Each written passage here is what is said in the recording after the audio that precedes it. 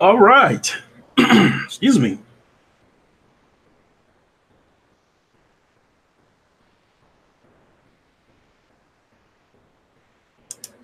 All right. Just got to double check, make sure we got some sound here. Yo, yo, what is good, everybody? It is your boy Lincoln Clay coming back at you with another live from Wakanda, as we are live from Wakanda. Craig Harris, yo, what is up? Would you like to join me?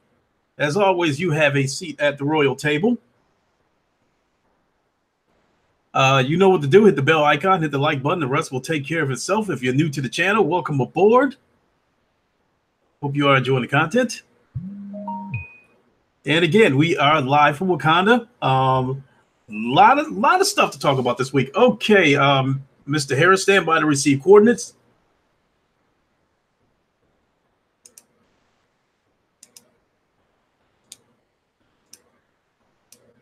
B, excuse me. Whoopsie.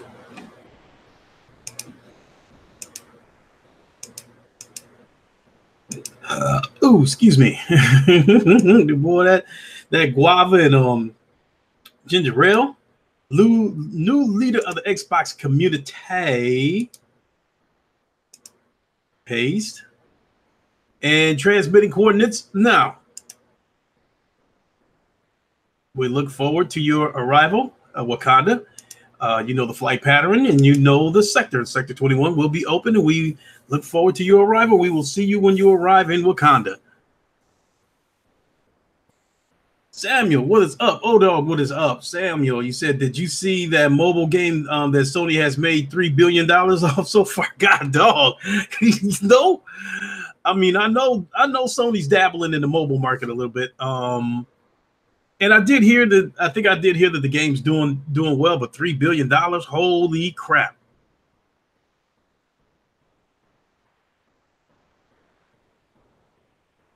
You know, I hate to sound fanboyish, but out of all of these, what's up, Ian? PlayStation Ghoul. Out of all these companies trying to monetize the shit out of people, I would feel like Sony is the least of the evils. So, you know, so I'll get to, you know, so my thoughts on when that rumor first broke about Sony possibly acquiring Take-Two. That was one of the first things that popped in my head that, hey, you know, moving forward in the future, you know, a Red Dead Redemption 3 or a Grand Theft Auto 6, if they make those exclusives to the PlayStation platform, would they also tone down the microtransactions on them? That was one of the things that was lingering in my head. If that deal would have went through, but you know, it didn't. I think if anybody would have been best suited to acquire Take-Two, I think it would have been Sony. It couldn't have gotten any worse. I can tell you that. It could only get better. So there is a change of pressure within the dome, meaning that our guest has arrived. Mr. Harris, how are you? Yo, how are you doing, sir, this morning? I'm okay. How you been doing? Pretty good. How's that Oculus treating you? I haven't been able to play it with my PC in the shop.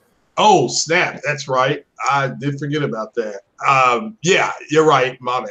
Yeah. No problem. But I did want to give people an update on that. Okay. For me, I think this looks to be, you know, a promising week. You know, the week kicks off tomorrow, I believe, with GDC. So I think I would like to think information that everybody has been speculating on in a variety of areas will come to light tomorrow. As far as my personal situation goes, there was an error filing my taxes, and that error has been corrected, and I should receive my returns this week. Oh. Along with, you know, I put in a lot of overtime this week, so the taxes plus the overtime check makes should have a few dollars coming up this week. You're going to be flushed, as my uncle used to say.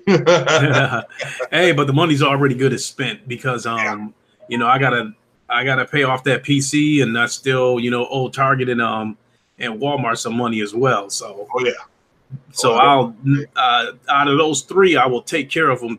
Two of them this week, I will knock those out. Yeah. Well, I I can appreciate that. I don't play around with that stuff. I don't like debts lingering over my head. Oh, I don't blame you. Yeah, I've told everybody, yeah, take a financial class and understanding your credit and all that stuff. It's worth it, even if it's a free online class that you think is BS. It's like that really does help you, you know. So understand how money works. So that's why I got invested into some stocks and stuff like that. I'm no, you know, big time guru, but yeah, I can spot trends and stuff like that. So. You know, that's always fun with stock, trying to spot trends. But yeah.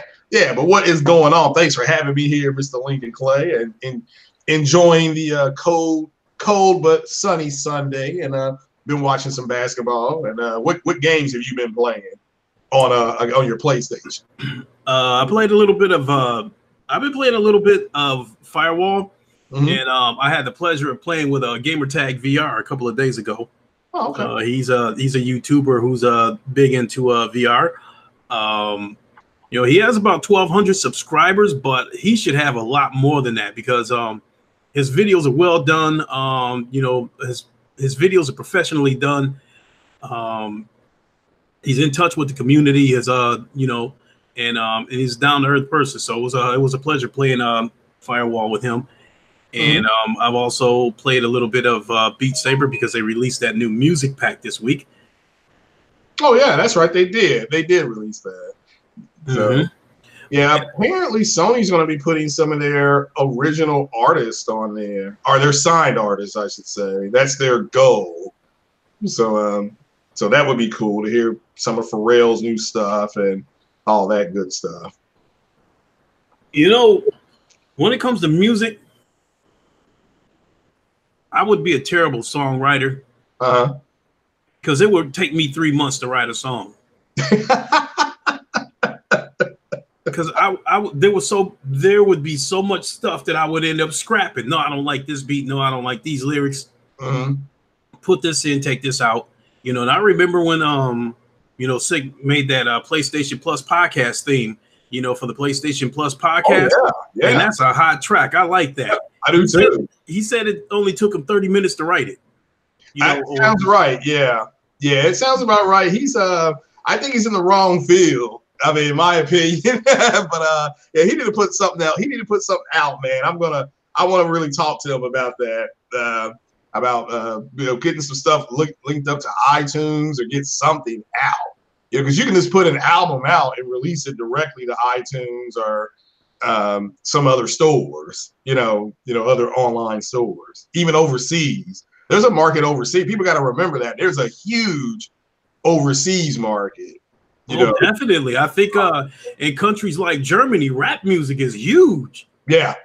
He's got the gift of gab. So I mean, he's busy. I mean, he's a family man first. I get that too. So that does take time to line all that up. But yeah, he ought to really consider it. So because he does, in fact, he can do something like that in 30 minutes. And the other stuff, the songs that he's playing, you know, before his podcast starts, is that's all original. I need to get some of those tracks so I can play them in front of my podcast. Yeah, so that's what I want to talk to him about.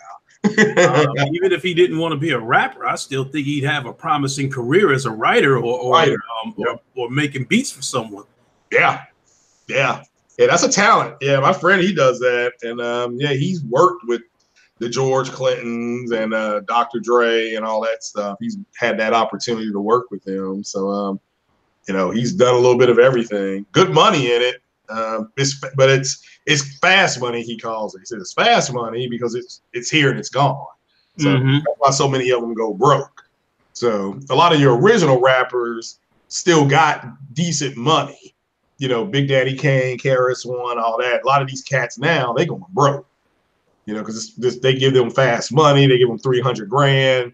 They spend it all, you know.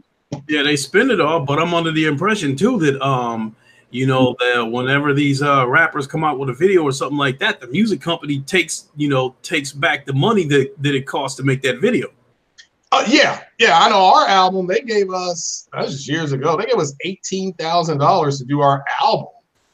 And by the time we got done recording and mixing it and paying people, we had spent like $13,000. Oh, And so we kept the rest of it. And then we got into it with the record company, and they never released the single. They sold it to a group. I don't know if you heard of a group, PM Dawn. They sold, what? yeah, they sold. If you listen to a song called "Plastic" by PM Dawn, that's not PM Dawn's song. That's our song. They changed it. They changed it a little bit, but "Plastic" sounds like nothing else PM Dawn's ever done. That's because But for the most part, this song "Plastic," are the lyrics what you guys wrote? Oh, no. They did their own lyrics, but as far as the sequencing of the song, that's us. They changed some of it, and it was not the lyrics. No, it was not definitely not our lyrics. I ain't gonna, But yeah, if you listen to the album, listen to the album that has "Plastic" on it. Just listen to that whole album, and then listen to "Plastic." "Plastic" doesn't sound like nothing from that album, and it's like, well, it wasn't. It wasn't their song, but it is what it is. But yeah, you're right as far as them taking it. And then like Ice-T said, he went to a rap video and they had fake money. Like they had fake money that they were giving the rappers to throw. They had cars that were there that weren't theirs. Like they went to like some athletes and stuff like that and said, "Can we use your car for the video? We'll give you $4,000. We'll give you a quick spot in the video," but they always edit out. So, yeah, I'm sure that stuff happens all the time because you got these new rappers who's fresh on the scene, already wearing a bunch of gold chains, got a stack of money like Floyd Mayweather, like a big stack of money, and always leaning on some kind of exotic car that we know ain't theirs, because if it was theirs, that you would think that at some point in the video you would see them driving the car. That is always a scene of them sitting on the car or leaning on the car in some kind of parking lot or driveway. Yeah. And your OG rappers, like KRS-One said, he doesn't even have a driver's license because he lives in New York. He's like, I can take a subway, or because he's KRS-One, people will give him a ride somewhere. He'll kick a rhyme in the car for him. That's his payment. That's the way people. Which guy does that too? I want to say Kwame, but there's a lot of rappers that do that. Give me a ride to the store. I'll bust a rhyme for you. Yeah, fine, let's go. And they're not asses. They'll get to the store. You want something to drink or something like that, But that's just the way they get around. That's the way it used to be done. Now it ain't like that. So I know it is. Like I said, we're old men here. So yeah. Not only that, you'd be surprised. Like I probably say through online gaming, I have met so many people. It's surprising some of the people you would meet. Because I was like, when I first got on the. I think, as things started to expand during the 360 generation and I started meeting more and more people, I was meeting people who worked for Microsoft, that kind of shit. And one of my longtime online friends, his aunts are that group, The Emotions. Yeah. And I'm like, at the time this was like, 10, 15 years ago, I said, so what are they doing these days? He was like, shit, they touring. Life is good. Yeah. And, Keith Sweat, he was just in town here. Keith Sweat and that horrible dude, I think it was Genuine. He was here with him. He opened. And so those guys just go back on tour. That's what I tell people. They're getting broke when they have to go out on tour. Because money will make you tour with people that you can't stand. I'd imagine. Yeah, the money will make you tour with guys that you can't stand because you can make money with them. If you can make money with somebody, you will tolerate the other BS that's coming with them. So, that's what a lot of people do. At least in music, you don't really like that bass player, but he don't like you. But together, you all can make some good money. You will tolerate each other. So, but yeah, I'd imagine. And. Little bit of tidbit for the viewers. For those of you who are deep into racing, right now the 2019 World Tour Manufacturer Series is live on Gran Turismo TV, and and Igor Fraga is participating in this event. So he won the Nation Series, the Gran Turismo TV, that event that they put on a few months ago. Mm-hmm. So for those who want to check that out, definitely check that out. I absolutely love those events. And these events, even though it's a video game, event, tournament, whatever you want to call it, it is sanctioned by the FIA. Yeah. And when they did the Nations series, and members of I think the FIA commissioner was there to present a trophy. Yeah. Yeah, no, it is a well put together event. I didn't realize how big of an event it was. I thought they would just have some cats in a room, maybe a few people across the hall talking about it. But it's a pretty well timed event. Looks like there's a lot of excitement and food. Anytime you have food and excitement, I'd want to be there. These are the best drivers in the world. Yep. Participating in these races, and some of these people that participate in these races are real life race drivers. With Igor Fraga being one of them, he does do some real life racing, and it's not hype. I've seen some videos of him in some other races. This dude is the real deal. Yeah.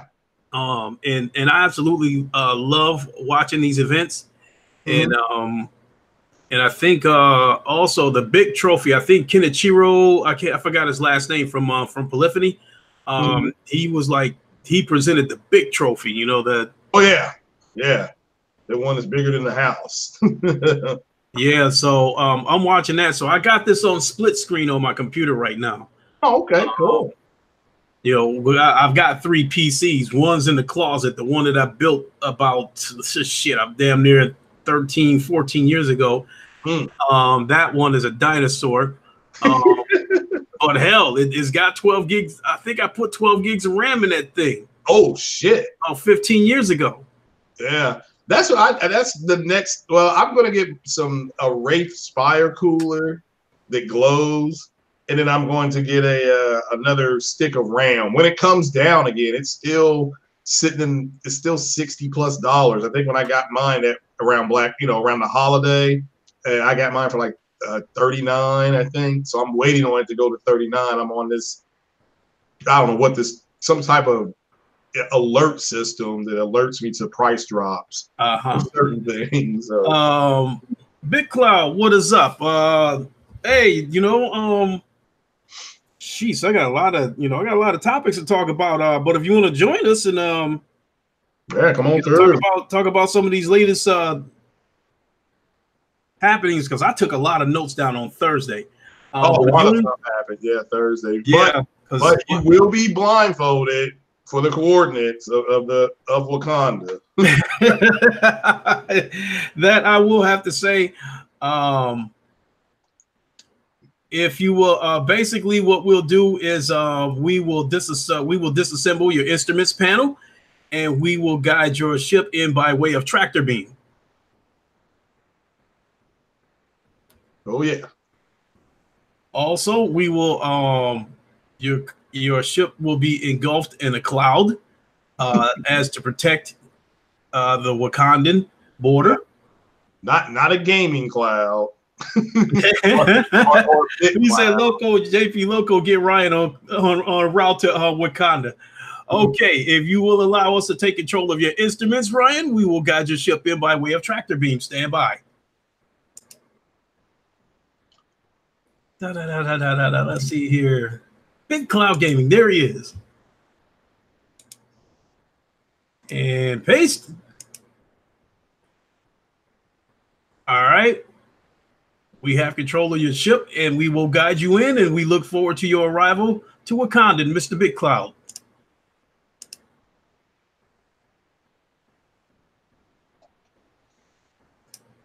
So, let me see. Yeah, I'm definitely hoping to get my PC back this week. Last I checked on it, it was unboxed Friday, and it is awaiting repair. So I am hopeful that they will get this thing together. My guess is in order for me to get my PC back by next weekend, they will need to have it repaired and shipped no later than Wednesday.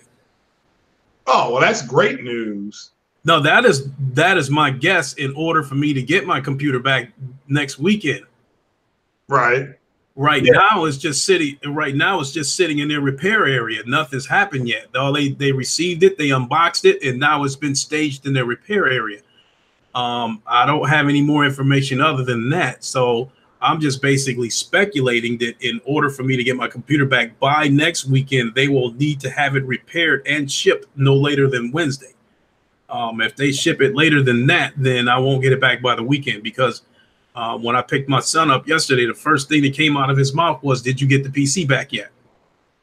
Yeah. Well, again, I certainly hope that you can get it back because that's you gotta. When I typed in those to a friend of mine who does computers and stuff, I told him about your build, and he was like, "Man, that guy's got a hell of a build." Says you're pretty much set for the next 7 years based on technologies. Mm-hmm. So he said even even though their AMD is about to release their 3000 series of CPU, it won't be that much of a big deal past yours. So that's why I want to get another CPU because he's the guy that told me. He was like, Harris, look, you gotta, look into getting another CPU.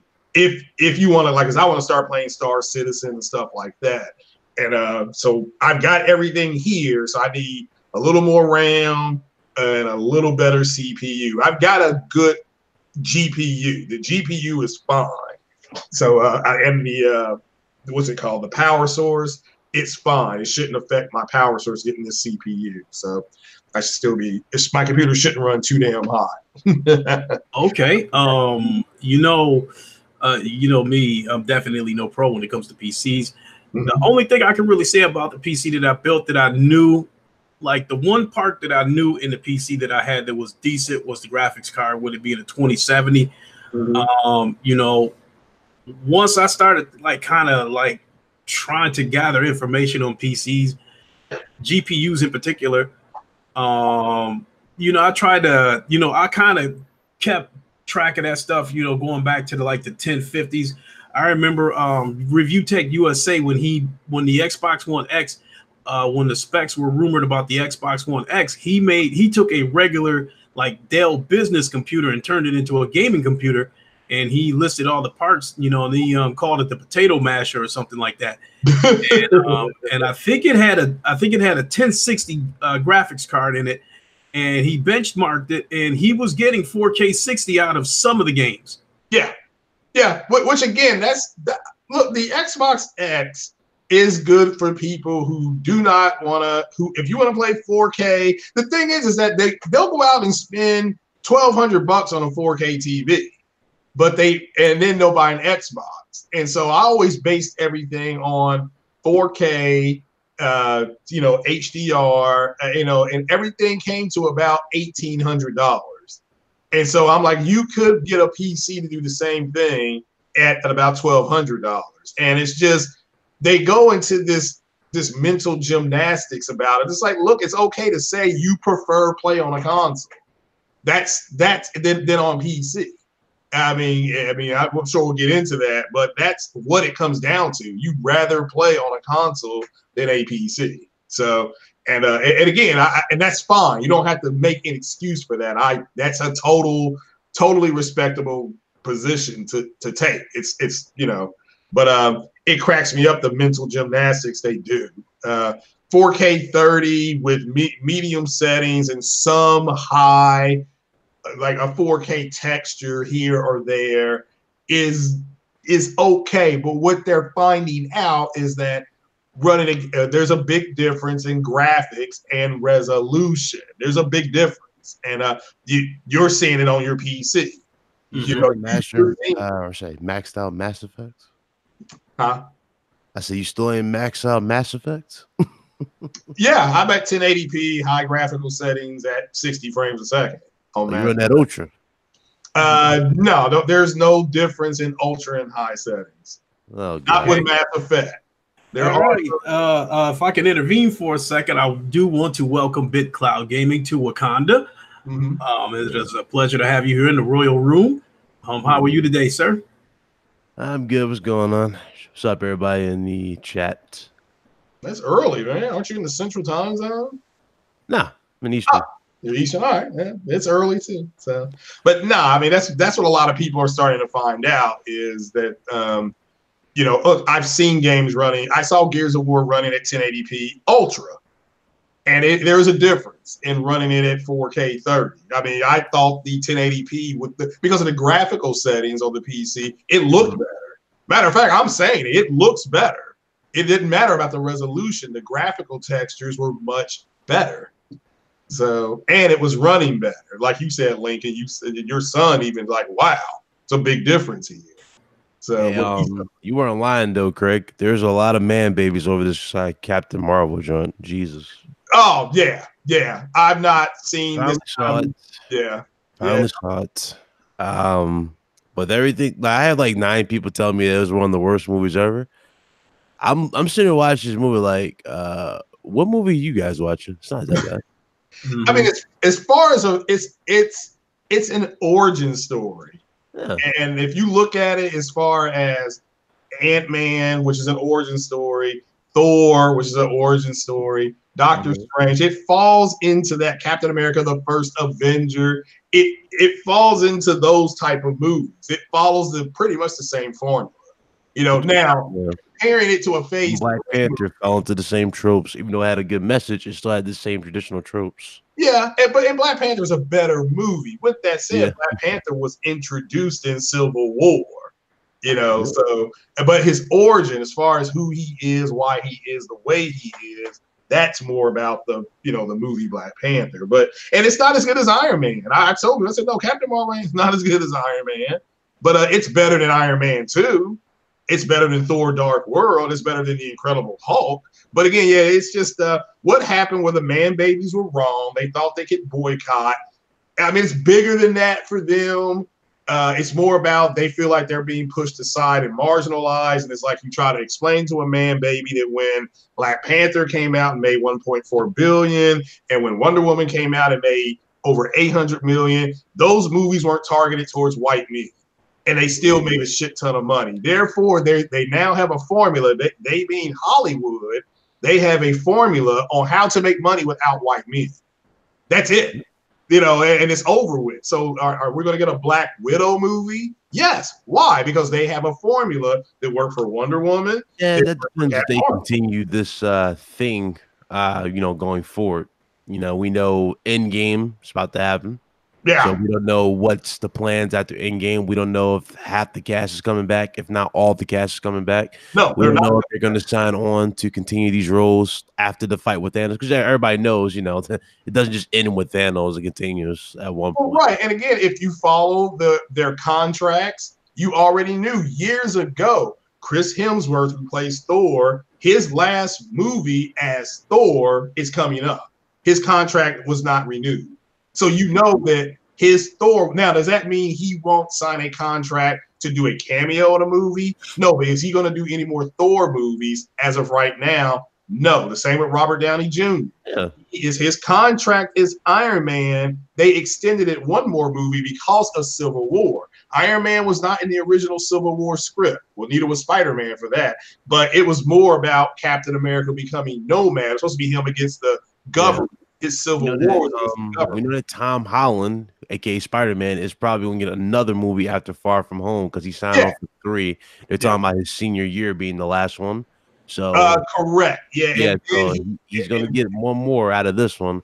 Everybody else, again, they're just kind of along for the ride. We don't really know if they're going to. The one right now that's under contract is Brie Larson for 6 movies. Now, her being in Infinity War, the next Endgame, that's her 2nd movie already. So she's already fulfilled 2 movies out of the 6.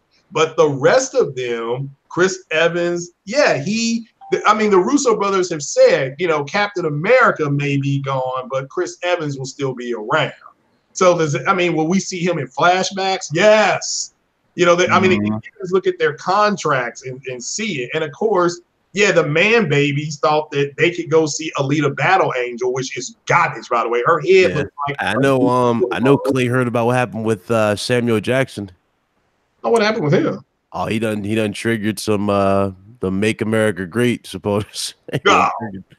What did he do or what did he say? Oh, he was talking trash about Trump, and dudes just like coming at him saying, "Oh, we'll never support your movie." He's like, "You think I'm gonna lose a dime with you, motherfuckers? I support my movies." Yeah. I was like, yes, "Yo, they deserve to die, and I hope they burn in hell. Yeah. no, he had me weak because I was sitting going, damn, he's got a point though. Like, y'all really think y'all affected his wallet? I mean, Captain Marvel I is affected his wallet? From what I was seeing anyway, it looked to me like he was being underpaid in some of those movies anyway. Yeah. well, but for See, what he's a lot of doing, movies he does, believe it or not, he does it for the simple love of the role. For example, him playing Nick Fury, he loves playing Nick Fury, playing his favorite roles. and he And said he's he got just immortalized as the he character. has total recall, so he can look at the page and memorize the page, and then so it doesn't take a lot of takes for him to do his stuff. And Spike Lee, the one who gave him his break, told him always undercut what the white actors want.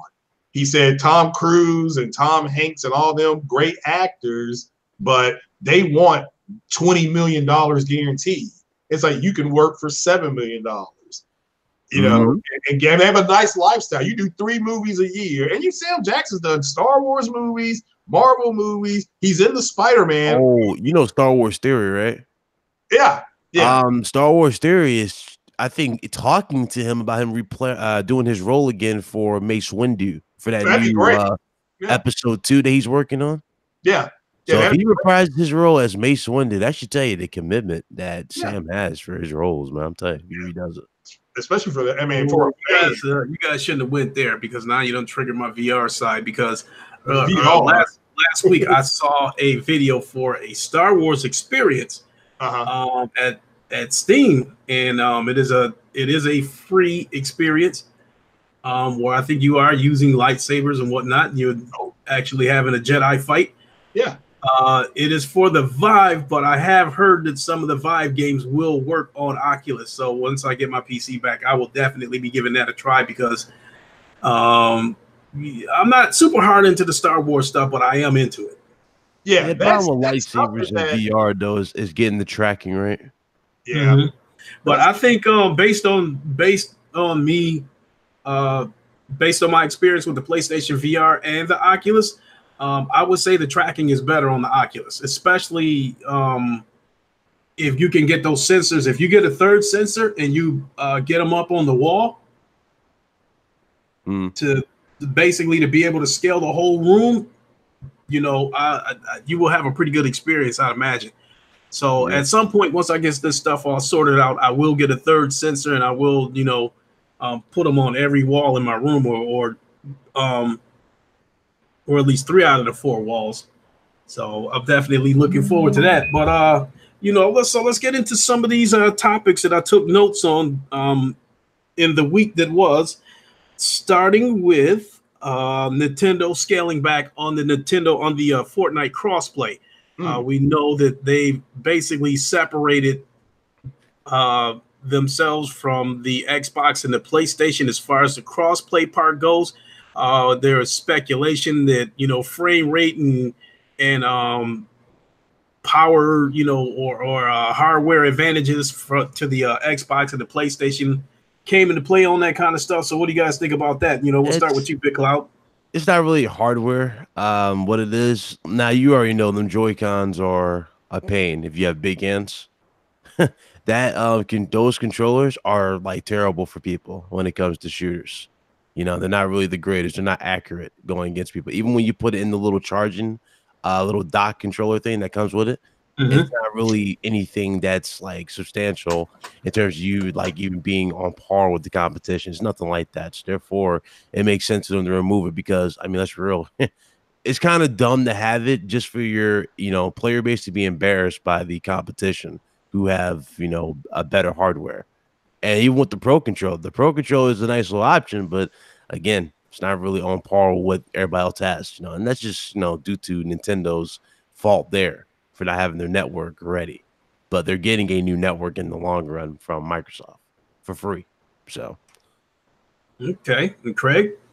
Yeah, just real fast. It doesn't shock me. I think the whole crossplay thing was overblown, overbloated.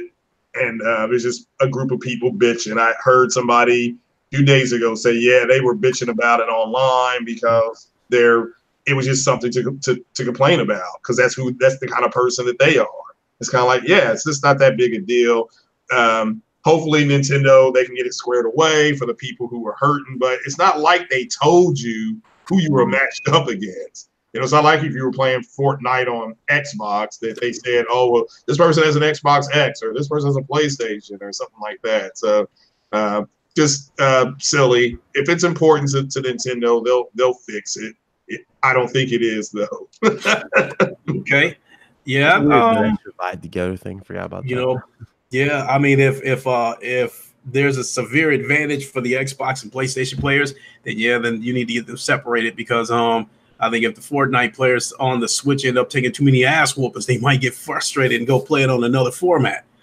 Yeah, it's all about quality. You gotta keep them happy at the end of the day. If you can't keep them happy, then it's kind of pointless to have it on there. It's like us having voice chat, right? But we don't have online games. Definitely. So the next topic that I wanted to talk about set the internet on fire, with Sony being rumored to acquire Take-Two. By now, we know that there's no truth to that. So, but in keeping with this subject, what I want to ask is, what do you think would have happened moving forward for Sony and gaming if this would have ended up being true and Sony would have acquired Take-Two? As far as the rumors concerned, again, everybody pretty much with common sense and just look at the situation as is was like, okay, there's no way that's true. But as far as how gaming would have been, tell you the truth, I think we would have saw the return of a lot of like old games that we missed, like BioShock and stuff like that. We would have saw a lot of games return. So I think would have happened. I don't think Sony would have been like how do I put it? Sony will have a lot more power than usual. Obviously, they have Rockstar's games with them, like GTA and Red Dead. But even with those games, they still would push for older games to be revived. So I think, a lot of games would have came back that we missed. Okay. That's an interesting thought. And Craig? Yeah, I thought it was funny. It was no way it was going to happen. It did drive up Take-Two stock like 3.5%, so they were happy about that, I'm sure. But no, there's just no way it's going to happen. I thought it was interesting that as soon as that hit, that you immediately started seeing people say, well, exclusives are anti-consumer. And so, I mean, it just started all over again. And it's even if Sony wanted to do a hostile takeover, it would cost them billions of dollars to buy that company, because they've got a lot of money. They got cash on hand. And that's a very successful company. And I know Rockstar, isn't Sony bringing back the Getaway? I don't know if people know that or not. I don't know, but I think Sick mentioned something about that in his podcast yesterday. But I do want to interject for a second real quick. People talked about how Rockstar Take-Two Interactive was worth about $14 billion, and saying that Sony had about $13 billion in cash reserves, meaning it would have broke them if they would have bought Take-Two. What I'm asking is, who's to say that Sony couldn't have worked out a deal and maybe gave them half the money up front and then maybe give them $1 billion a year moving forward after that? Well, good point. Yeah, I mean, again, you gotta look at it for what it is. At the end of the day, like what is GTA known for? Breaking records, right? It's known for bringing in the bank by default. So if they really were going to sell to Sony, they had to really look at their IPs and go, do we really want to sell and become exclusive to one platform? We're making a killing with just this one game, and we're not even counting microtransactions in the online portion. Yeah. So yeah, I don't know if they've got that much cash on hand. Would you say 50? They got assets? They got a lot in assets, but still, I mean, you don't want to just like go all out and empty out everything just to acquire, something like this. Yeah, you're better off building your own studios and building the future that way. Facts. I also want to ask about the possibility of if Sony would have acquired Take-Two. My thought process is that The current games that are out there right now, they would have left them being third-party games. But moving forward for the next generation, I wondered if a possible Red Dead Redemption 3 or Grand Theft Auto 6 would have been exclusive to the PlayStation platform, because people speculated that they would have never made their money back if they would have left it, if they would have made it exclusive to the PlayStation platform. That Who is going to, like, come on, let's really think about that. Who is going to skip out on GTA? Right. And not Like, only that, we have that to keep doesn't in make mind that sense to me. Sony is trying to sell the console and not a service. Yeah, you think about it, like, who really was going to skip out on GTA? That's like me saying, oh, okay, if GTA 5 was only exclusive for PS4, GTA 5 wouldn't have made the records that it made. No, GTA 5 is going to sell regardless. The name by itself will have you buying a system, buying the game. The True. name, because it's so synonymous with quality. You're gonna buy the game regardless. So I don't understand why people put that little wrench in there and think that, oh, that's gonna be the difference maker. No, it's not. I would have to agree. Grand Theft Auto is a gangster's paradise. Anybody who dreams of being a thug and shit like that, you can live that fantasy out And you through think Grand Theft Auto. And I believe that there are so many people out there that is broke, but they would have found a way to get the money to have a PlayStation 5 just so they can play Grand Theft Auto 6. So you know what's funny about that too? Now you notice how Rockstar doesn't get into remasters. They don't remaster the games. Just imagine how much more money they could have made if they remastered San Andreas. Oh, well, in a way, that's what GTA 5 is. It kind of I'm talking about all out though, go all assets out with oh GTA yeah, San wow. Andreas, like Yeah. they did for GTA 5, and Yeah. just like yeah, really recreate Los Santos and all that. Really do that for GTA San Andreas. I would love to see that, a remaster of San Andreas, and add a multiplayer and add a heist to it. I would love to see that. Be amazing.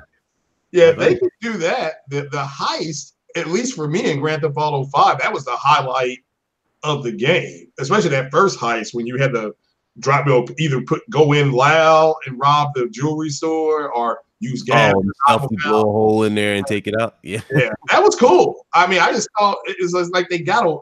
I thought, man, the game is going to be like this and let the characters plan their own heist and allow you to kind of do it. Going back to the old, remember Ryan, how you used to do Rainbow Six, the old Rainbow Six on PC when you chose Alpha and Bravo and Charlie team, where to go, when to go, what their kill targets were. If they were going to do some shit like that, I'd be like, yeah. But as far as them buying it, I just thought it triggered a lot of people to see them just going absolutely crazy. Well, one thing we did see, though, we saw a lot of hypocrisy. The people who are talking logical now weren't talking so logical when it was Microsoft at the forefront of buying. Yeah, and that's the amazing thing. I've noticed that, but being in the medical field, they are going through the 5 stages of grief. The stage they're in right now is bargaining. That's why you're hearing things like, well, Microsoft is doing this, so Sony's going to have to do it. That's why they're saying it's bargaining, because, again, going back to what we were saying earlier, you got a lot of people that don't want to leave the console. They don't want to, so they're bargaining, saying, well, this is the future. Everybody's going to have to do it. But, you're right, Ryan. It is exposing hypocrisy to the 10th degree. It's crazy. Like, are we like? It's either a good thing or a bad thing. Can we just admit it or not? Like, why do we have to put borders, and why do we have to lie to each other? Like, oh well, it's okay if this happens. Like, no, that shouldn't be how it goes. What do you think is going to happen to the channels, Ryan, that built their channels on the drama and the bullshit, and all of a sudden now Xbox has got games on all devices, or they have said it. What I've tried to, what I said to people yesterday. Yeah, go ahead. I was just going to say real quick that if Microsoft has said publicly they're willing to put games on Nintendo and Sony, that means they've discussed it privately with the companies. They're not going to say something publicly they haven't discussed privately. So, but what happens when we wake up one day and we see, I don't know, Halo on the Switch, running at 30 frames a second at whatever, 720p. It's the calm before the storm, right now, because you saw crap literally give up. Yeah, I shocked me. I'm in a lot. I cannot. I don't believe it.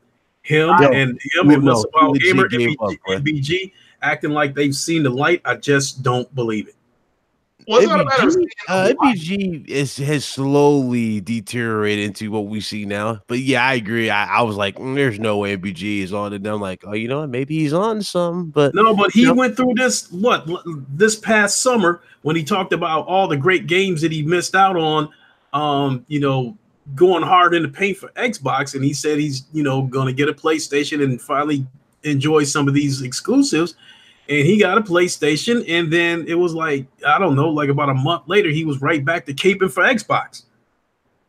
yeah. I haven't seen that, the videos I've watched. And I'm not making a legitimate observation. No, I hate to call out people.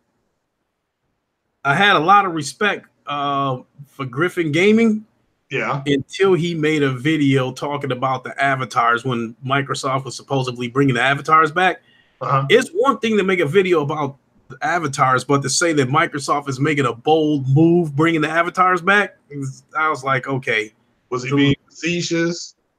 He was being serious. I shut the video off because I was like, I'm like, are you serious?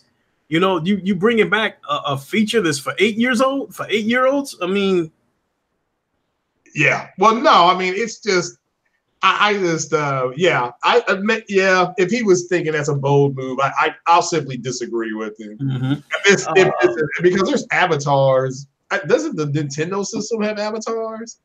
Yeah, that's where all that stuff started with the Nintendo system, and everybody jumped on that. Okay. Before we go any further, I want to take a quick second to give a shout out to Gamertag VR, who was in the comment section. What is up, partner? We got to hook up and do that firewall again. Oh, what's up, man? What's up, Gamer VR? Yeah, that firewall does look fun. The VR thing really did blow me away. When I was playing that Valkyrie, I was shocked at the level of immersion that they had for that game. That's an early game, so I can imagine what the games are like now. But I do want to move on to the next subject right now. As we all know, the GDC is supposed to take off tomorrow, if I'm not mistaken. Correct. And I think it's been rumored that Google was supposed to launch a traditional console alongside the streaming console. So I was wondering what your take is on that. So whoever wants to go first, go ahead and take it.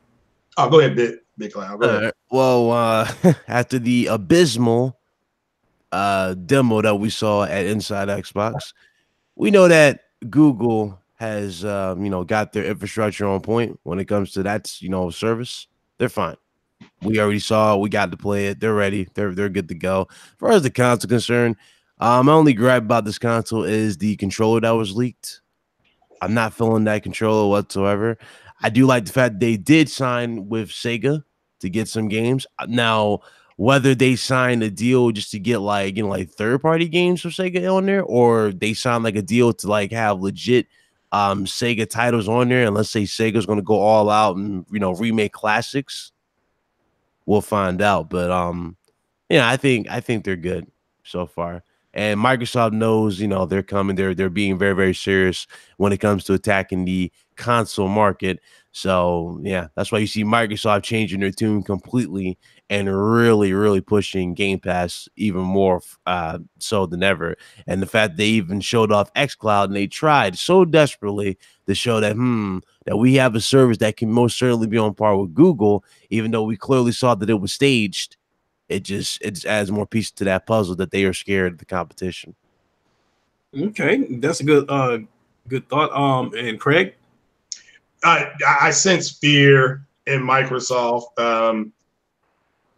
Google does not do things half-ass. I'm holding off because I think their announcement is supposed to be Tuesday. They have the keynote, I believe, on the 26th. Then some more stuff can leak out about what's going on. But I'm excited about seeing what they do have. If they can run games at 60 frames a second with high graphical settings, it's over. I mean, if they can do it consistently, not get to one scene and you have a massive drop or something like that. If you have the ability to run it, and that'd be the next thing you'd have to check, actually physically going to your cable company and making sure you can write down what they require and say, hey, can I run this? What do I need? You all have this available. And if they can get it out the door at like $99.99 or something, that's another thing I'm looking forward to, seeing what the price is going to be. It's over.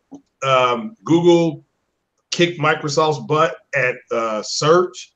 They kicked their butt in tablets. Well, not tablets more or less, but as far as having an operating system, and then they kicked their butts in phones. The reason why Microsoft got the hell out of the phone market, because Google's phones were running things because that Android operating system, and they did not want to run another operating system, a competing operating system on their hardware. So yeah, I'm looking forward to it. I'm excited, and I mean, you're hearing things of 2 SKUs, one native console, then one that streams. But to wait and see. Have to wait and see what it all comes to. But yeah, I'm excited as hell.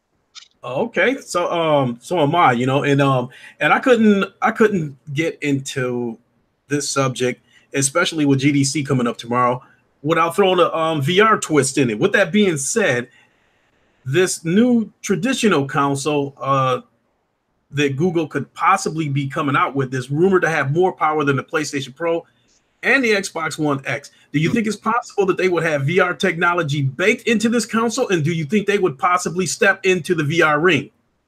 They might partner with Oculus, get Oculus on their support. They might do something like that. I agree.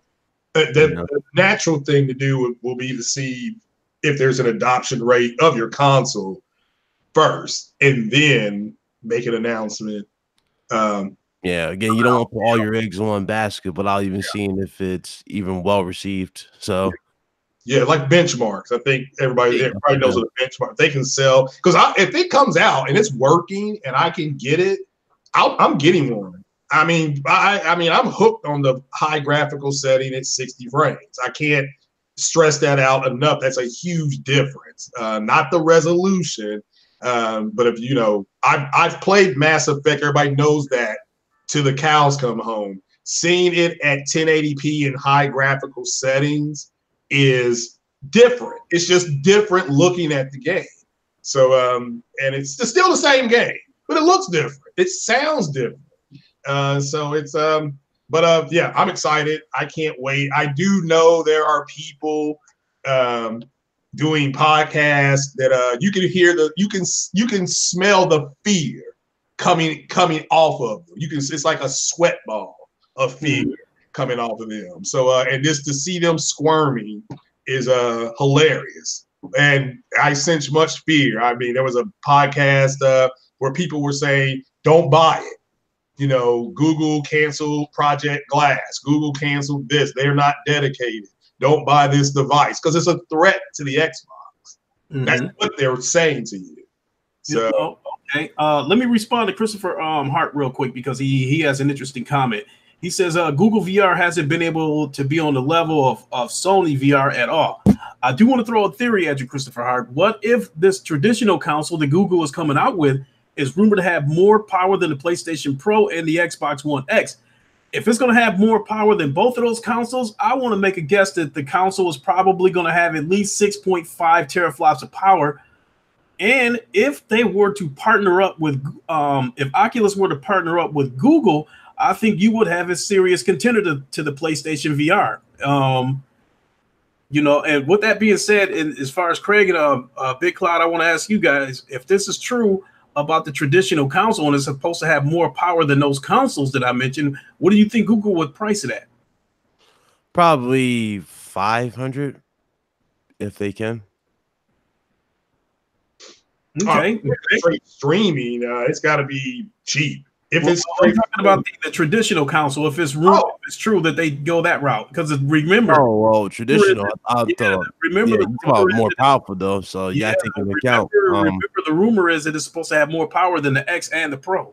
Yeah, so if it's more powerful than the X and the Pro, then more than likely it's probably going to do what Microsoft is probably going for. Because remember, Microsoft is going to have 2 options.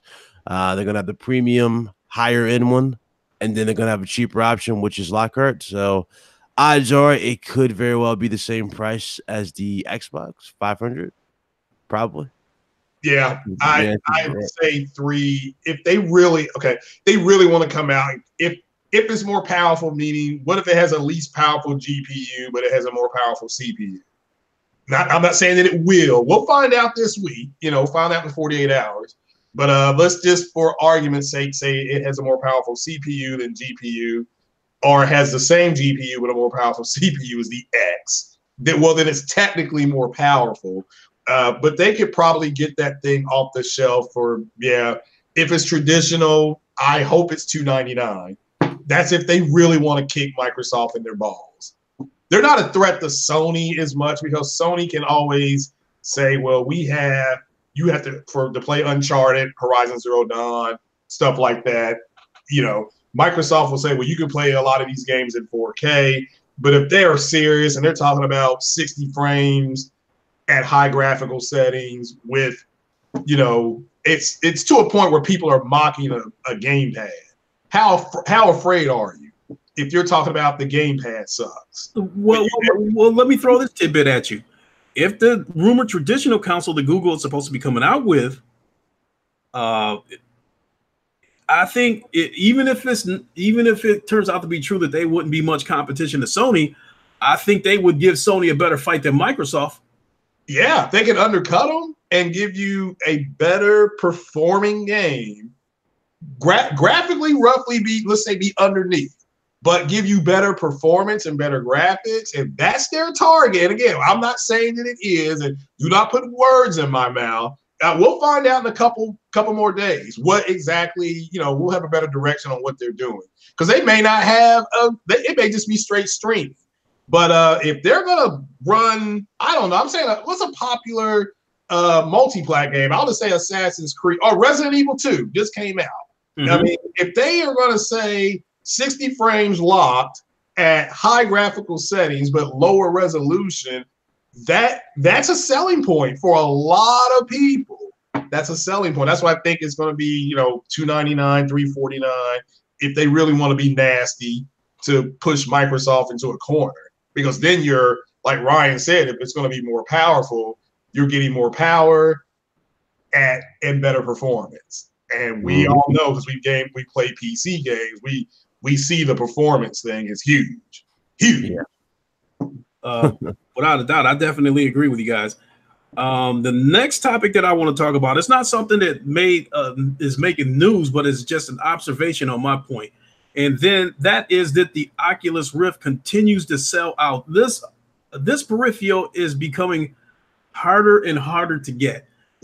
I checked my local Best Buy and it was sold out. And Fatal Sherrod, who lives about an hour from me in East Lansing, Michigan, said that they're sold out in his area too.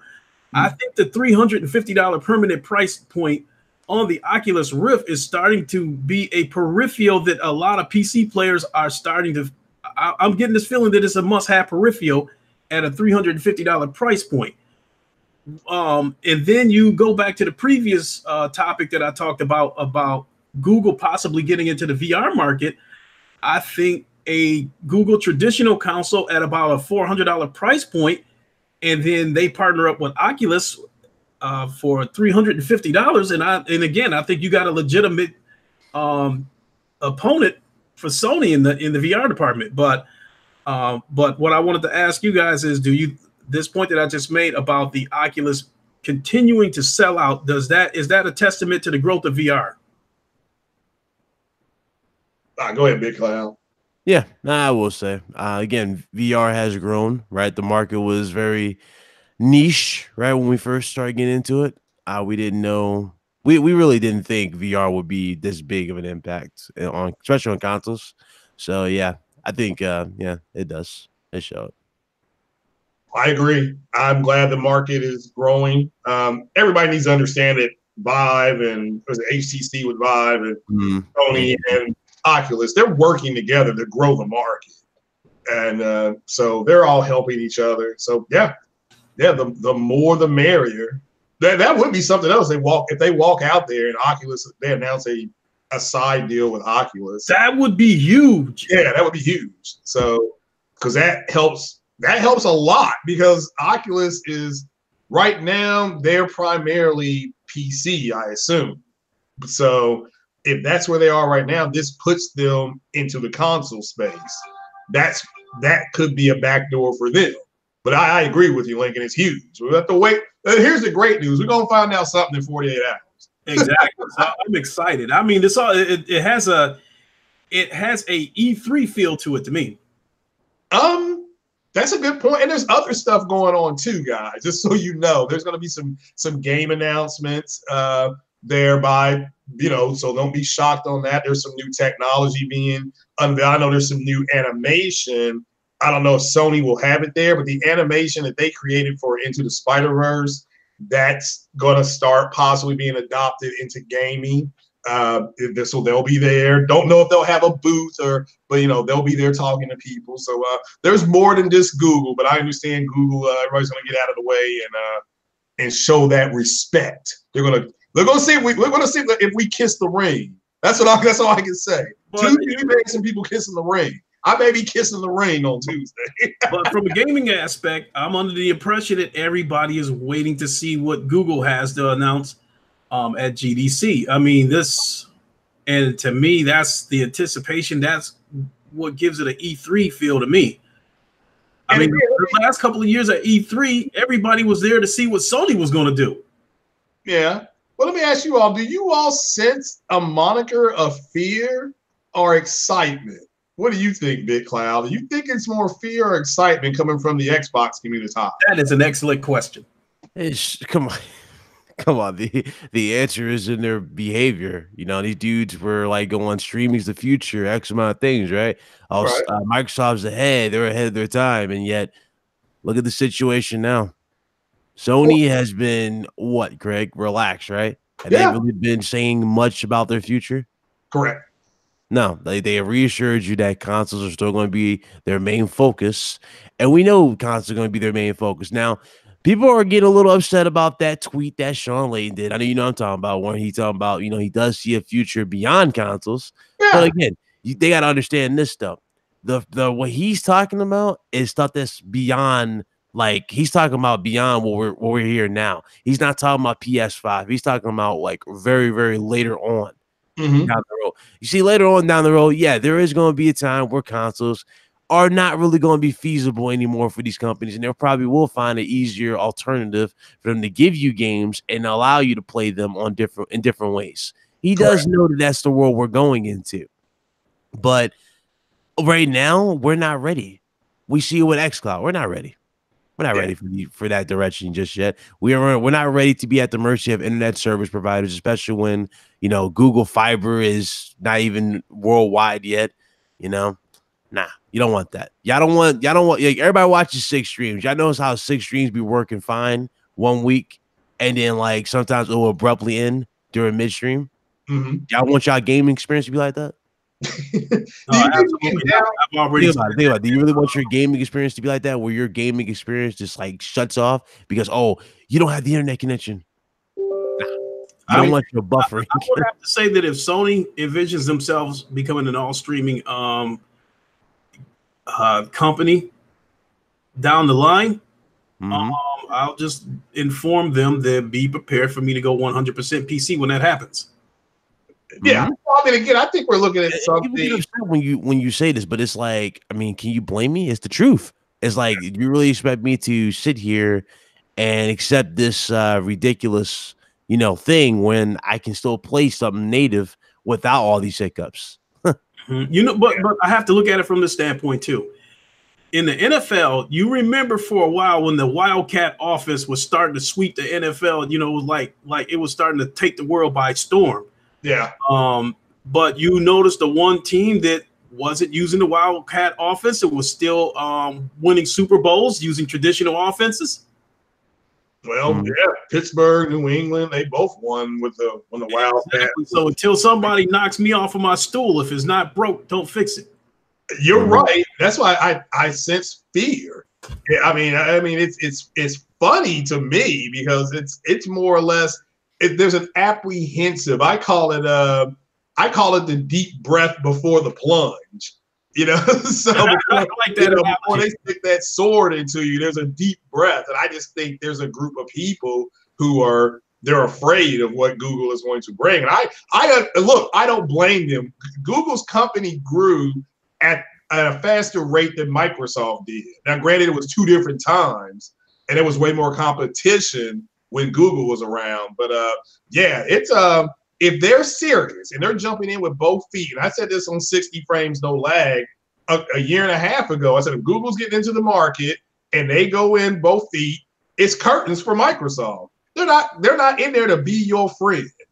Okay, they're cutthroat. They're coming in to take you out. And you know, I think Ryan made a great observation here when he said there's a reason why that Microsoft is trying to put games on every device. They see them coming. So, do you think, with Google's standpoint, we already know when Google gets involved in this serious? They're not coming in here, you know, with the Soldier Boy box. You know, they're not coming in here with some bullshit. They coming in here serious. Yeah. With that being said, do you think Google is coming in here with the intentions to be king of the mountain, or to try to put themselves in a position to move Microsoft out of the way so they can get ready to challenge Sony? Me personally, we'll find out Tuesday, but they're not. Look, Google makes search engines, so does Microsoft. Google makes tablets, so does Microsoft. Google has a phone division. Microsoft had one. Google has an operating system, so does Microsoft. It's obvious. It's just a matter of if you think about it, it's like they're the same thing. It's like, you know, the mirror reflection, basically. They're basically the exact same thing. You think about it, like all the straight down the middle. They both got the funding to do whatever they want and support whatever they want. So really, again, it just comes down to who can deliver the best quality experience. Yeah, and right now, Google is in the lead because we saw Assassin's Creed Odyssey running at 1080p 60, right? No hiccups on their streaming service. And what's even crazy, you actually got to test it yourself. Yeah. Microsoft has yet to offer that for xCloud. But so good point. So I think what we could be seeing is Google. I think we could be getting ready to see a heavyweight fight of Ken Norton versus Joe Frazier. Winner trying to go after Muhammad Ali, which would be Sony. Yeah. It could set up that way. They definitely are positioning themselves for depending on what they announced this week. I don't want to get too far ahead of myself. It's fun to speculate. I personally think that, Ryan, and you all made a great observation. Google is actually laying fiber networks. I mean, they're doing that to help themselves. It helps us too. You know, it helps us too. But, you know, if they can go ahead and connect, I mean, with all the stuff Google has, Google Home and all that kind of stuff, they're already kind of integrated into our lives. I'm just going to wait and see. But it's about positioning for 10 years from now. And Microsoft, they're a direct threat to them because they're already, like you all were saying, mirror images of each other. They've got a lot of money that they will dump into this. How much money they put into that glass, and it didn't work. They still spent billions on R&D, you know. So, but at the end of the day, we're gonna find out something here in 48 hours because it may not be a whole lot about nothing, you know. But I do know there are people really, really getting worried about it because they're struggling. I mean, there's Rage 2 is going to be 1080p 60 on the X, and it's going to be 1080p 60 on the Pro. So once again, X isn't going to give it to you. You know, what happened to the no compromise and the best graphics and best frame rates? It was bullshit. And, you know, so we now see it was bullshit. You know what's funny about that, though, Craig? It's funny when people try to make it seem like that never was said and we're just making that up. It's like, y'all were all preaching that just a few, like, you know what I'm saying, just under a year ago, but now y'all think we forgot what y'all said? Like, come on. Yeah, it's amazing that it's almost, you're right. They're operating like there isn't record of them saying this. They said this, you know. So, and to me, I don't care. I mean, if you want better graphics and stuff, you play on PC. But you know, at the end of the day, they are direct. It could be, like you said, Lee. It could be a Ken Norton fight, you know, leading up to Muhammad Ali. I just think in order for them to take on Sony, they have to come out with their own slate of games. If they announce that, and they have a streaming service performing better than both the Pro and the Xbox X, then yeah, it's what's that song by Luda? They coming in going, boo, nigga. Get out the way. Get out the way. Move. and they're not. Yeah, that's what they're doing. But we'll have to wait and see, because if it's just straight streaming, and what about Ryan's talking about the price? Yeah, I mean, if they're going to be more expensive than an X, it's going to be a hard ask to ask mom, who generally does control the purse strings, to make that investment when little Johnny already has a PlayStation or an Xbox. That it won't get bought by them. So it has to be cheaper and offer better performance. That way you hit both the casual group and the hardcore. Hardcore is gonna be like, oh, it's performing better. And the casual is like, oh, it's a little bit cheaper. So they dot the I and cross the T. But we're gonna find out. Before we move on to the next subject, let me take a second to respond to Uncompetitive, because I think he has a really interesting question. He wants to know, do you really believe that Microsoft will make an Xbox Anaconda when a limited edition Scorpio failed to sell out for months? My thought on that, Uncompetitive, I question if Microsoft is actually making Anaconda, not because of the failure of the Scorpio, but because of how hard they are pushing the service and letting you know that you can play it anywhere, and making moves to bring games over to Steam and trying to get their games on other platforms. I question if they are really going to spend that kind of money on research, development, and manufacturing for a console as powerful as they are claiming, and knowing that this console is going to struggle in sales. Not because of the failure of the Scorpio, but because of the vision that Microsoft has right now in trying to sell Game Pass in cloud-based gaming. So with that being said, that's why I question whether Anaconda actually exists, or if it does materialize. I just don't see how this game is going to I just don't see this console stacking up against the PS5 in terms of sales. Yeah. Well, I think they're making it. I gotta agree with Crack Gamer here when he said it's going to have, and next gen 720, it's going to have a lower adoption rate, because it's, again, I'm not here to say that people won't buy it, but the long-term adoption rate is going to be lower based on the way it's trending. It could circumvent the trend. But the 360 did, the Xbox One X or Xbox family did not outsell the 360. It's not going to get close, based on when they are coming out with the new console, which is in another, say, 26 months. The Xbox may be at 57 million. So that's lower than the 360. So what you're going to have is a lower adoption rate. Now, that doesn't mean they won't make it. However, I think they're going to make it, but I think it's the last. I think it's the last one, because once we get to 4K 60, there's nowhere else to go. I mean, for the consoles, where else are you going to go? So that's maybe they have more options. Maybe we have a 1440p mode on it. Have to wait and see. But even if you do, you're going to need a 1440p monitor, because if you output at 1440p on a 4K TV, you're going to upscale to 4K. And just upscale, not be 4K native, people. There's a difference, okay? So, but you will still output at 1440p. Like all my games output at 1440p. So that's where I set them to go. But when I'm on the TV, it's going to take that picture and it's going to try to upscale it to as close as 2160p as it can get it. Another element that I have to point out is currently right now, the PS4 is a traditional console with streaming capabilities. So there's no reason to think that the PS5 won't do that either. I have no reason to think that the PS5 will not be a traditional console with streaming capabilities. However, on the Xbox side, you do not have any of these current consoles are capable of streaming. With that being said, are they going to add that to Xbox Anaconda? Will it be a console that's traditional with streaming capabilities? And if they do not add streaming capabilities to this console, how will that play out? How will that play out, PS5 versus Anaconda in terms of sales? Good question. You know what? Microsoft is in so many things.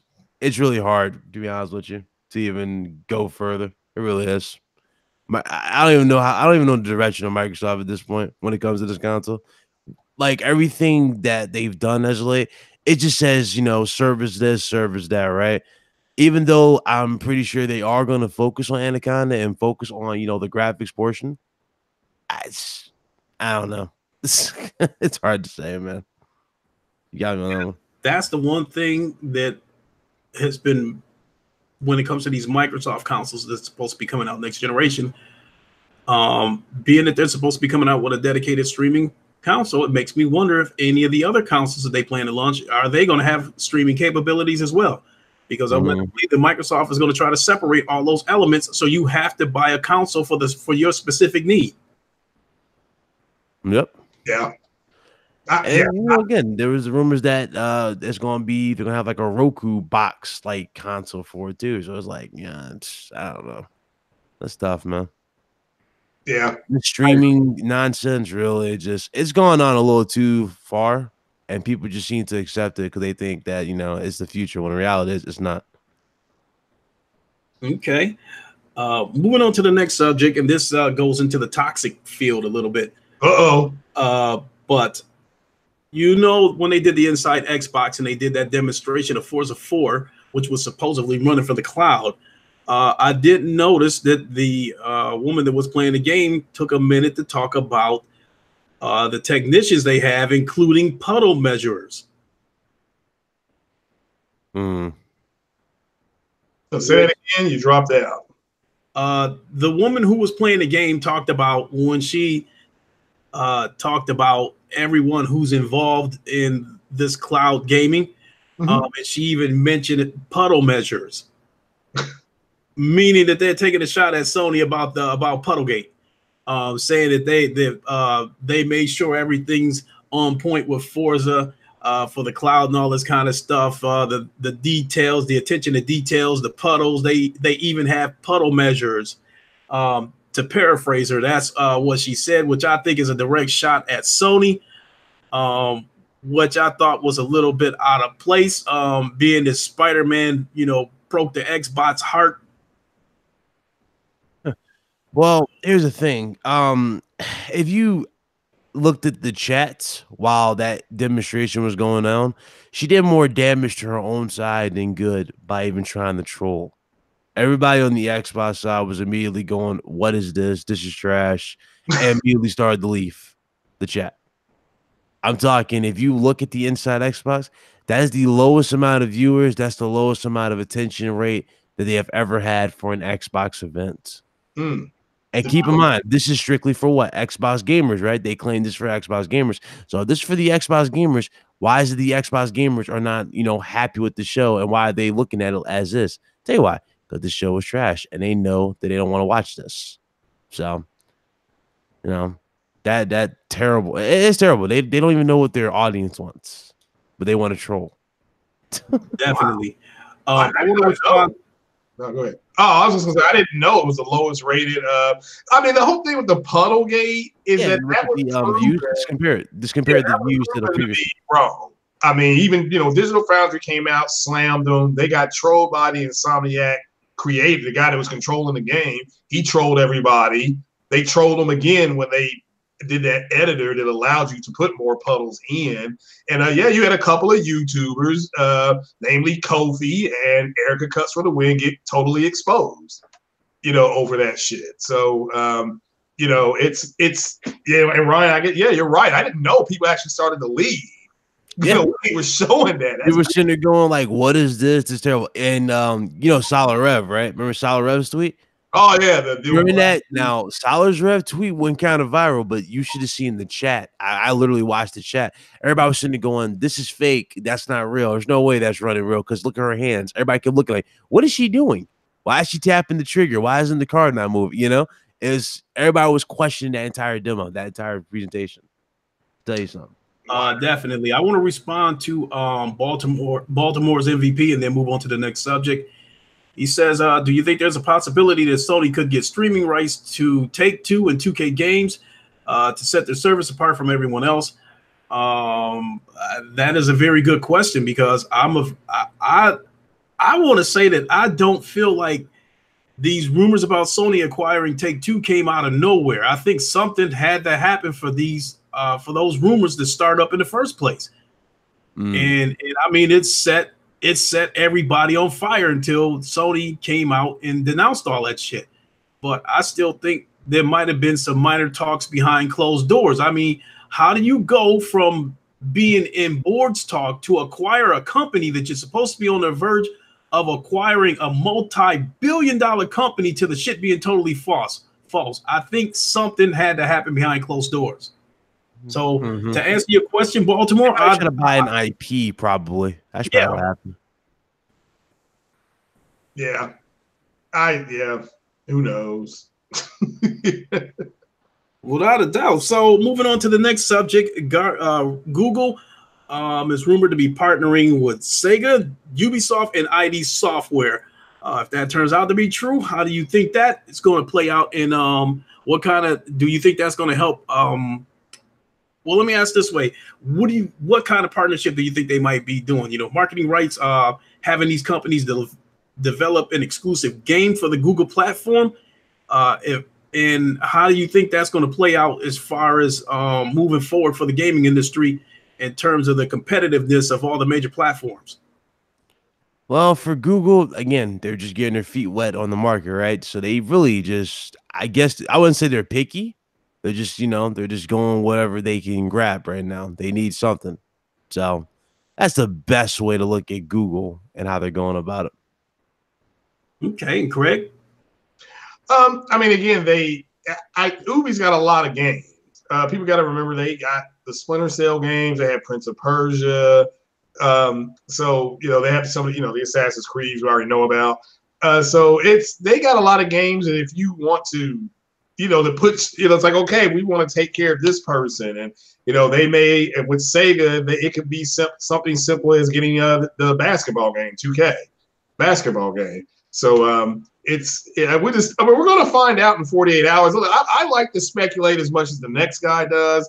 I think there's a such thing as there's rampant speculation, like Jack Reacher does that. Won't give that YouTuber's name, but I'd like to wait. If they sign a deal, was it with Sega, id, and Ubi? That's what's been reported. Let's see if Google confirms it. And then let's see. I mean, I would like to play Sam Fisher. I would like to use that character again on Splinter Cell. I haven't played a Splinter Cell game in years. So if I have to get a Google box, to play at 60 FPS, with high graphical settings, I'll do it. This is a random question I'm gonna ask. I wanted to ask this anyway on the RGT, but we never got to it. Do y'all think that EA can redeem themselves like Capcom has been? Yeah. EA, simply go to BioWare, go to that office and say, do another Mass Effect game on the Unreal Engine, make it after the Reaper War, and we'll get out of your way. We'll talk to you in a few months. That's it. That's all they got to do. That's it. Yeah. That's it. It will be that simple. Or let them remaster the original trilogy at 60 frames a second, give us all the DLC. That EA will become overnight. They'll change it overnight. But I don't have an issue with what EA's doing because I think it's funny as hell. Anthem apparently is trash. I mean, I keep hearing it from people. It's trash. So, and I do think they can redeem themselves. I didn't know Capcom needed to be redeemed. You know what? My thought on this is maybe EA needs to put out another free-to-play game, and I think that will level everything out, and I think that will erase a lot of the negativity surrounding this company. Because when you stop and think about it, Apex Legends is the only game that they have out right now that was not met with any negative backlash. Everything before that has some kind of backlash. With Anthem, we got this crashing. We had the $20 micro transaction. With Battlefield 5, we had the SJW shit and all that kind of stuff surrounding it. With Battlefield Front 2, we had the egregious microtransactions so much to the point that Disney had to step in and tell them to turn that shit off. And then it's the same thing year after year with Madden. No improvements to the game, just just a monetization game. With that being said, I think Apex Legends is probably the one game they have that is getting little to or no negativity. So I think if they were to make another free to play game, it would erase a lot of the negativity that surrounded their other games. And it might even put them in a position where they might even be able to pull some slick shit on another, say, Battlefield type game. It might allow them to, slip in some fucked up microtransactions, and people might not get on their case so hard about it because they've got a couple of quality free to play games out there. Yeah. Yeah, I think another free to play, because apparently, that game is popular. So I just, that's a good question, though. I just don't know if they can't, because they make so much money. See, to them, it's not their shareholders only care about the money. They don't care about the quality.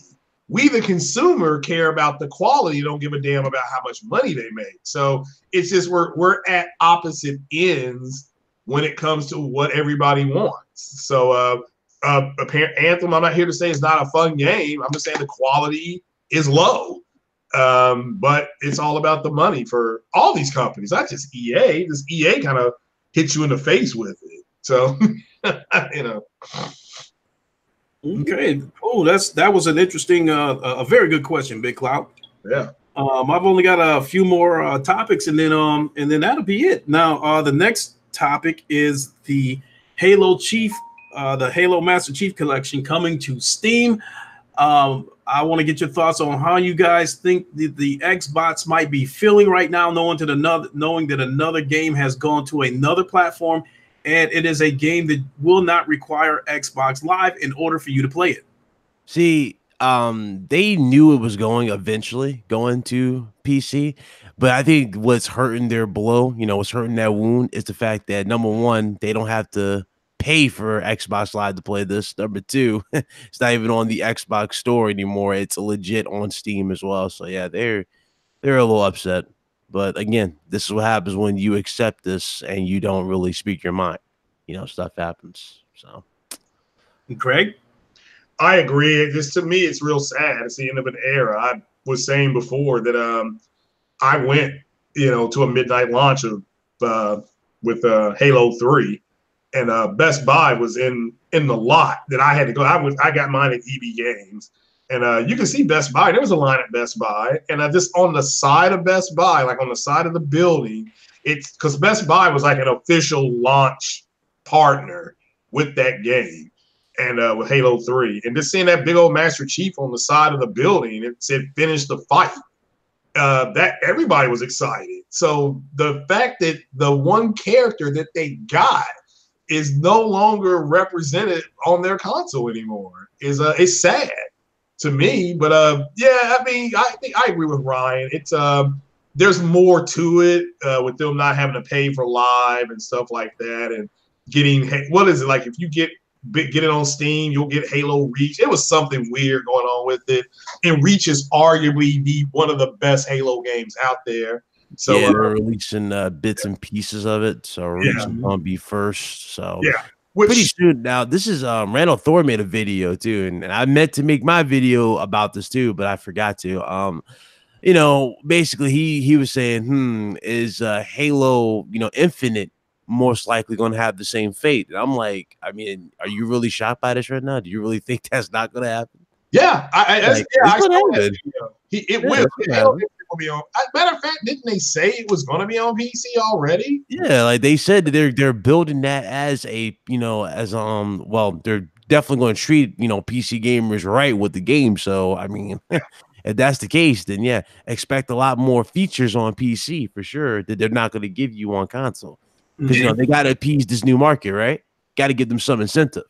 So exactly. They're not just going to go, oh, here's the same game that we got on console, and oh yeah, here's our little port. And if you don't like it, well, you don't like it. Nah. They're going to give them something special that makes it stick out from the other. That they got to. Yeah, And to me, it's sad. It's the end of an era. I mean, at this point, like that gentleman said, the only exclusive they have now is paying for Xbox Live. That's it. That's your Xbox exclusive.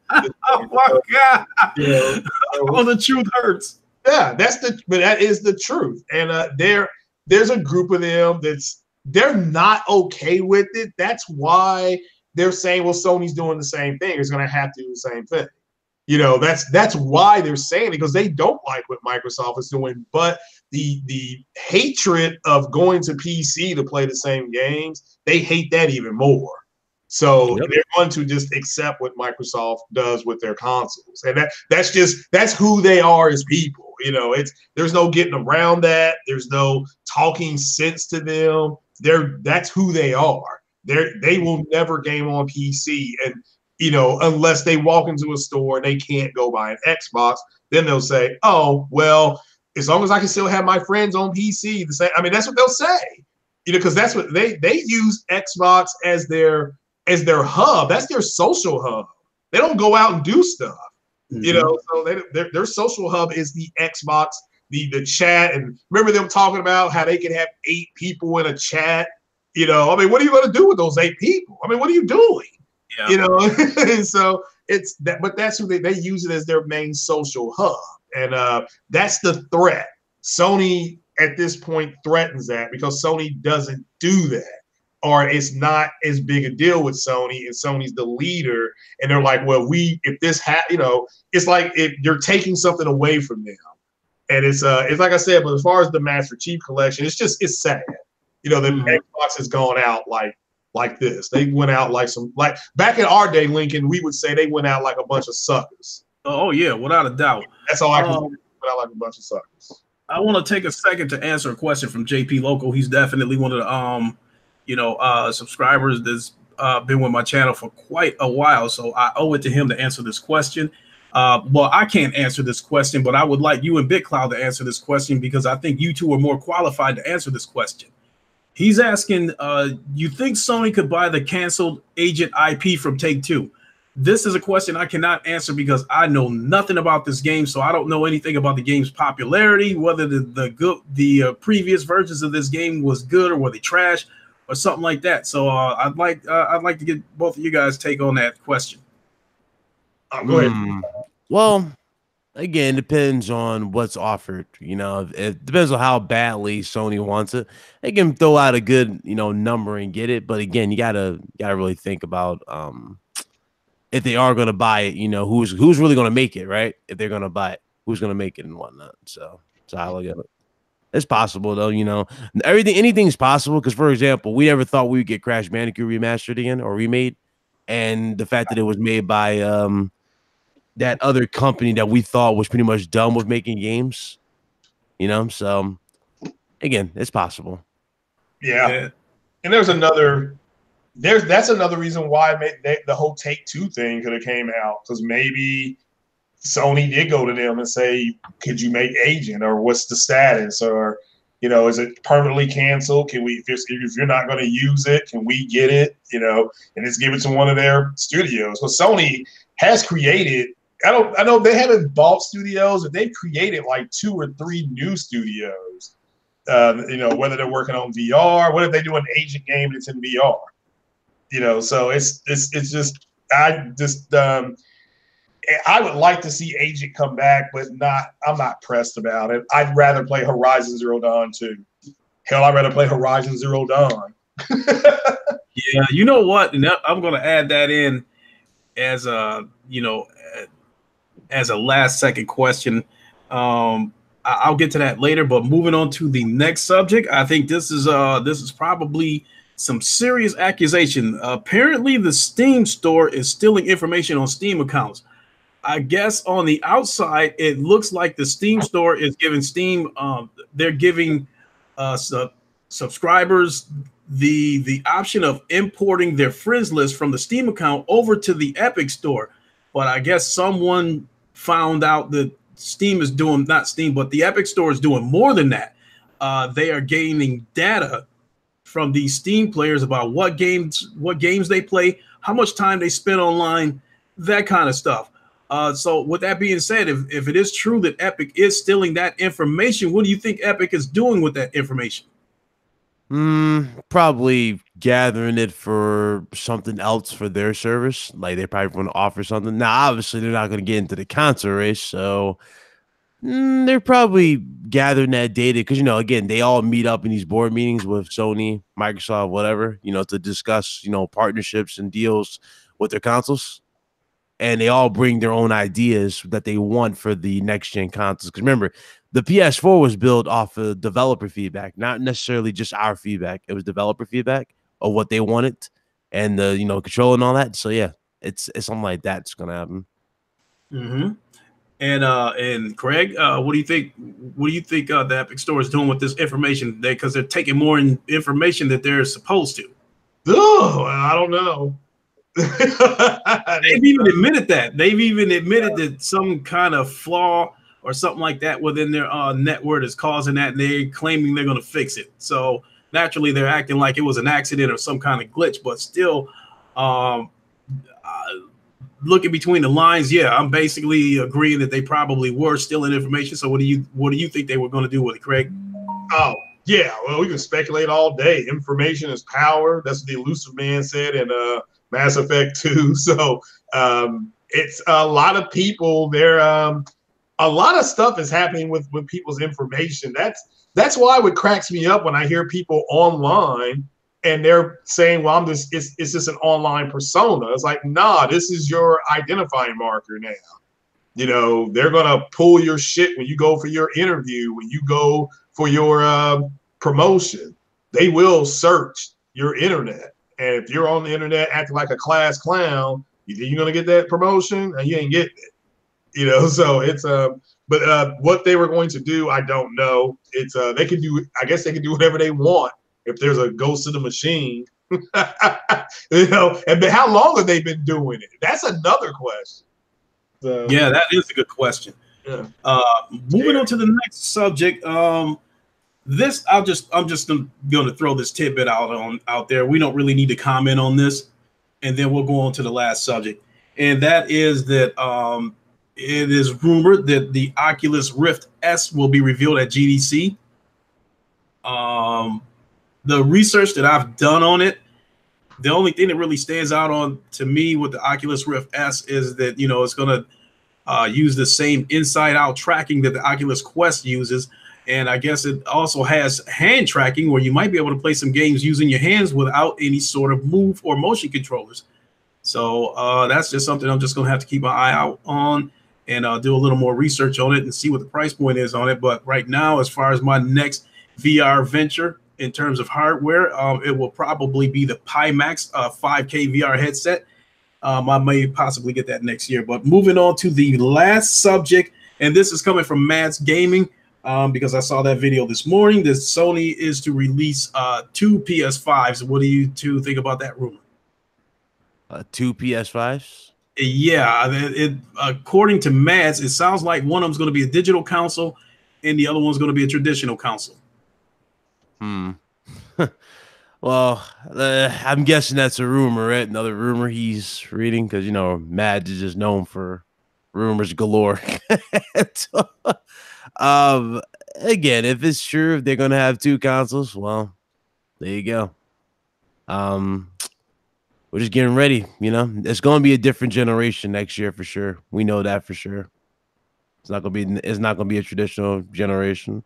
Console or digital sales, are going to be a main factor going into next gen consoles. And obviously these companies want digital. A lot of these companies want digital as opposed to physical sales. So, but I don't believe Sony's going to have a digital only console. I think they're going to have the traditional, like they said, and they're just probably going to revamp PlayStation Now, since they're hiring for a new they have a new position open for that to improve that particular service. Mm-hmm. So that's why I think it's going to happen. I don't think they're going to have a digital, but they do have a digital. Well, that's another topic for discussion. Well, I think it is a possibility given the current situation of this generation. I'm willing to bet you that a lot of PS4 owners who are connected to the internet, I'm willing to bet you about 60% of their library is digital due to all those flash sales that Sony's has. It makes it hard to pass up a lot of those games. I mean, yeah, sure. I mean, I got a lot of my games are digital as well, but I'm saying as far as them having a digital only console, because I do have this too. Again, You know, it's just I don't know. It's going to feel weird. You think about having a digital only console because remember now because really you got to think about pricing as well. Now, if this is the case, then does that mean that with them removing the disk drive, is that their way of removing price down or reducing price? Because remember, Microsoft's going to have a cheaper option than the Anaconda, but they're also going to have a premium price console. So I'm guessing, right? This is where the speculation has been that the Anaconda is going to have a disk drive, it's going to have X amount of things. And then the other one is going to have it's going to basically be the exact same console, but minus the basics. You know, that's kind of been the discussion as well. So that's how I look at it. Okay, well, I have to be brutally honest that if they did introduce an all digital PS5, I would take a look at buying it. You know, especially from the VR standpoint, because as things stand right now, out of my VR library, I only have 2 games that are have the physical disc. Everything else is digital. So, and as far as the flat screen games goes, I have a good number of physical disc games, but I bought them not because I preferred the physical disc, but because I caught them on sale. With that being said, I'm open to the possibility of buying an all digital PS5 because I trust that Sony is going to continue to deliver compelling content. You know, versus the Xbox. You throw an all digital box at me, I'm liable to throw that shit in the trash. Facts. I mean, you know, it's fine. Again, they're gonna do it fine, but just I guess the best thing to say is just keep your eye on what they're doing. That's all. Best I can say. A lot of people tend to let their their favorite companies, they go, well, Sony's not gonna do this, but at the end of the day, they are a business and they do see what the market's doing. They gotta evolve eventually. But we don't want them to just jump into this whole digital only, streaming only thing so early like Microsoft. Remember, Microsoft's doing this because it's like the new thing and that's out here, and they have nothing else. There's no studios that are like really proving themselves worthy in terms of competition to Sony. There's really nothing. And them buying third-party developers, again, just because they bought them based off their name doesn't mean that they're going to deliver X amount of things. No, they still have they need the guidance at the end of the day. You have to guide them to deliver the best. Microsoft's not known for pushing for the best with their companies. Definitely. So I got one last question, and this is more directed at Craig, but feel free to chime in, Big Cloud. Well, let me answer the 2 skewed one. Yeah, I'm the one who said about 5 months ago that there were going to be 2 SKUs for PlayStation. Mm-hmm. I'm not for sure. My understanding of it was that they are going to make a PS5, then it's going to be more powerful than whatever the next Xbox is. Then Anaconda's coming, and then a few years down the road, they're making a PS5 gaming pro that will be more powerful than Anaconda. But that could change. There is a very good chance it's going to be a portable device that for people to have, because I don't think Sony's given up on the portable market yet. So we'll have to wait and see. But my understanding is that's what the 2 SKUs are. Okay. All right, that's cool. Sounds good. So the last question I got before we wrap this up, and this, like I said, this is directed at you, Craig, but feel free to chime in, Big Cloud. Since you are an avid supporter of Horizon Zero Dawn, when do you think is a reasonable timetable that we could see Horizon Zero Dawn 2? Probably in 2 more years. The way things are going, we might see a trailer for it during the PS5 reveal. We might see it that might be a little too. Maybe the first E3 after the actual reveal, we'll see the actual trailer for it. So probably, I think that will be around probably around a year or 2. So yeah, that's about right. Okay, I think that's reasonable. I was thinking more like 2022, 2023 myself. Yeah, but we're talking about in terms of title cards and stuff like that. We'll see that type of stuff for the game. As far as gameplay, yeah, probably around that time. You're saying for sure. Yeah. The game is too good for them not to make exactly. I mean, come on, when you got to the end. that's kind of where I was going with that. Is that, you know, do you think they're busting their ass day and night to try to hurry and get this game ready as soon as possible? Well, didn't Sony say their new philosophy or the new thing, their new ideology going forward is to have 4 games a year? So 1 game for each quarter. That's their new thing. They're focusing on quality, not quantity. So I would not be surprised if they are like, you know, are putting like a little rush on it, but at the same time, they're focusing on making sure that it runs and looks good at the same time. Because remember, you know, what do we have left for the PS4 that we know of? We know the last bangers for PS4 as of right now are The Last of Us Part 2, Ghost of Tsushima, Days Gone. We have Death Stranding, right? Mm-hmm. And then we have a few other games that are kind of like filler. But those are the main games that we have. Those 4 right there. Those are the main ones to say, you know, goodbye to the PS4. God of War was like, you know, the last one that we just got recently that was really, really good. But, you know, we still got 4 left. After that, then we're going to PS5. So PS5 is definitely a main priority to Sony. They already said this. They're on record saying that's their main priority. So since that's their main priority, it would not be surprising me that they are pushing Horizon Zero Dawn to at least be a massive push for the game.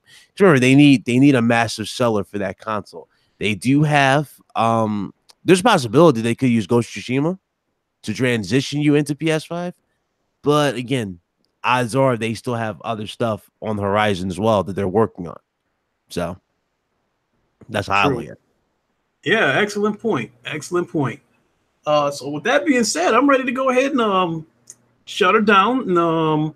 And for those of you who probably got the alerts, I'm sure you all know that Sick Humor just went live not too long ago. So I guess this timing is pretty good. With that being said, you know, how about we do some outros? Oh, yeah. Hey, check this. Greg Harris. I just learned how to stream from what's that thing called? Origin to Twitch. So I may try to do that today. If I can figure out what a key activation code is for Assassin's Creed is. So I want to stream that on Twitch. But check it out. Appreciate you having me here, Lincoln. I will go ahead and have the Royal Guards escort me to my craft. Without a doubt. As always, thanks for visiting Wakanda. It's always a pleasure to have you here. And may you have a safe flight home. Okay. Big Cloud, while my guards prepare your shuttle as well, care to shout yourself out? Yeah, it's Big Cloud Gaming here. You guys find me YouTube, Big Cloud, but obviously a lot of you already know me here. Do me a favor, hit that like button for Clay here. Good show. Thank you for having me. Great time. And yeah, y'all be good. Without a doubt, not have to say this by far is the best live from Wakanda stream that we've done. Thank you very much, Big Cloud Gaming and Craig Harris.